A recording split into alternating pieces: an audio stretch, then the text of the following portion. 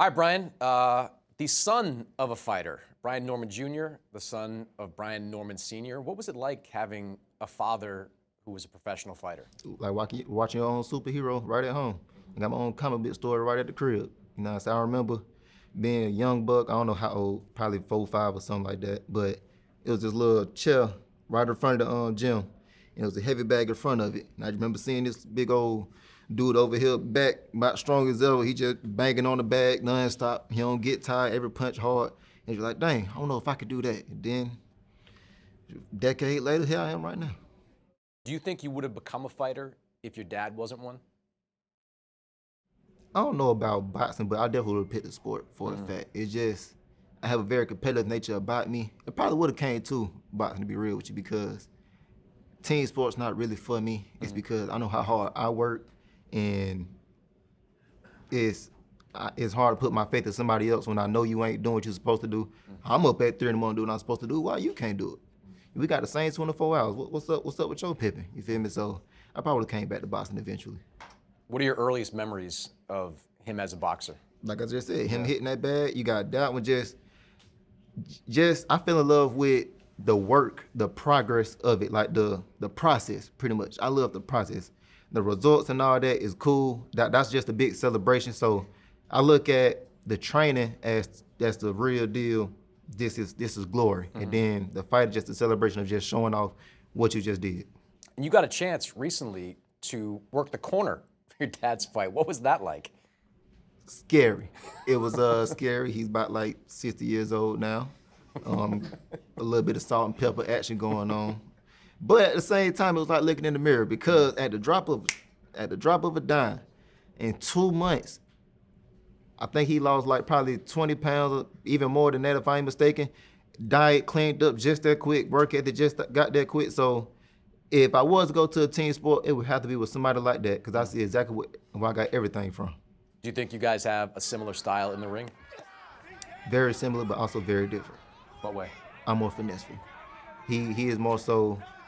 I mean, y'all can see it from how we answer questions. I know y'all see the interviews. He is just more straightforward with everything, while I'm just more so, okay, how I look over here, how I look over there. You know, I like finessing how I do things. That's why I love the fact that everybody think I just got power.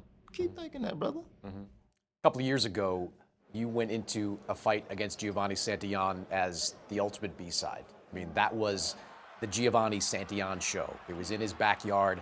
The title was really on the line for him.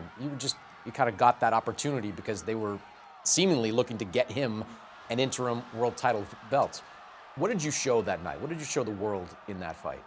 I'm still showing them still to this day. Y'all better not underestimate me. And I'm finna learn all y'all something.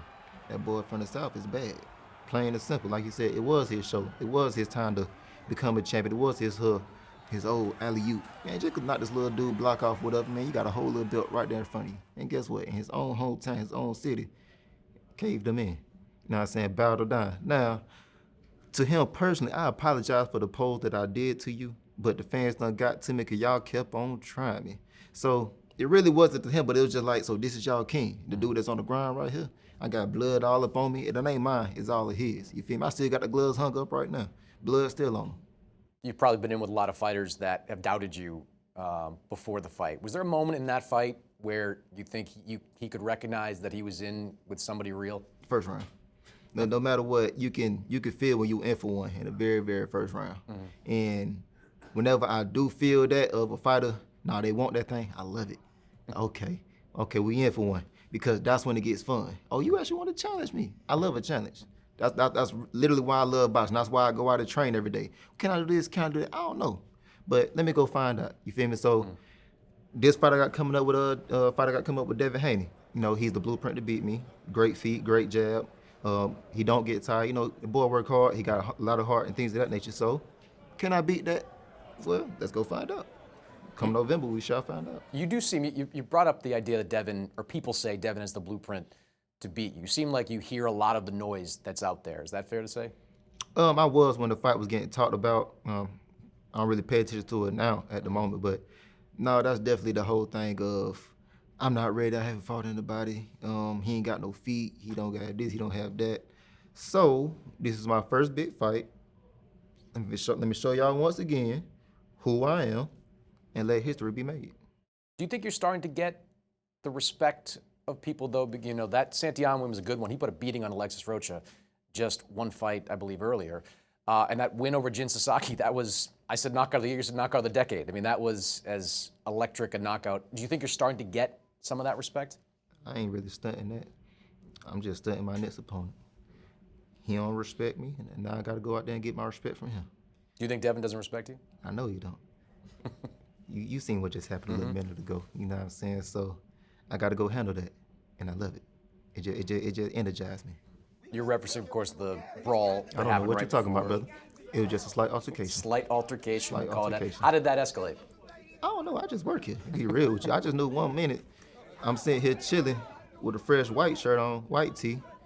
Then the next minute it's all ripped up. I ain't got no shirt on. So I had to flip dude on the grind, you know what I'm saying? But hey, we here. What do you think that people are going to be saying about Brian Norman Jr. after this fight with Devin Haney? I don't know. I really don't know. I'm ready to see what the new story is now. I always been doubted my whole life, so I'm actually hoping that they doubt me again. That's actually what I'm hoping. I just want another challenge. I want them to throw somebody else at me and say, well, you can't beat him. Let's get some little contract work in. You mentioned that people say Devin has the blueprint to beat you. Do you think you fought anyone with the skill level of Devin Haney before?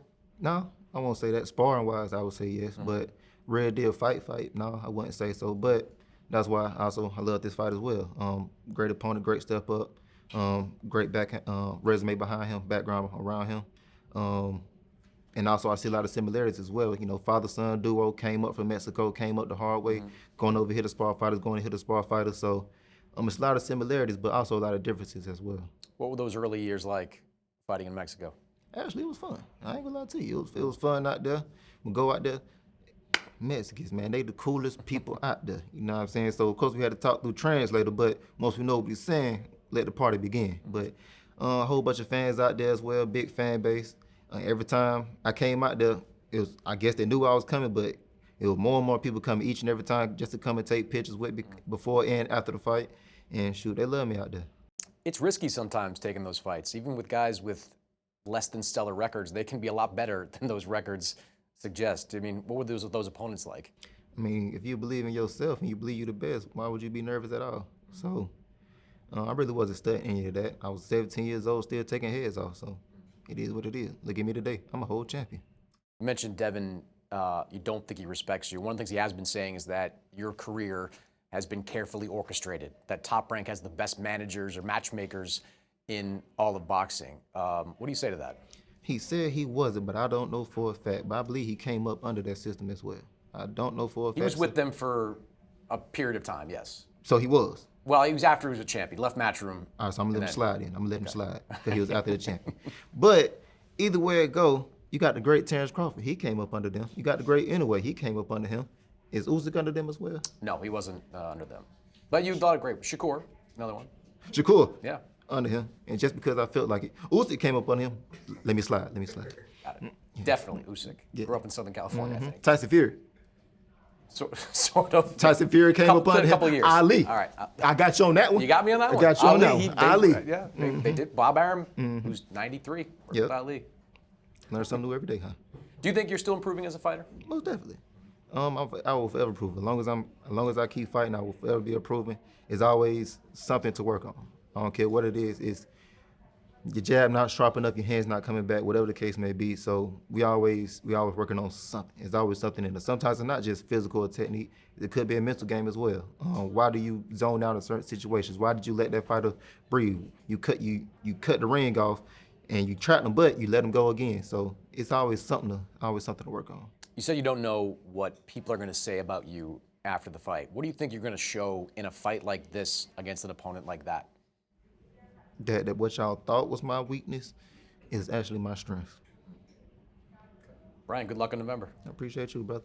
The Ring 4, November 22nd. Watch only on DAZN.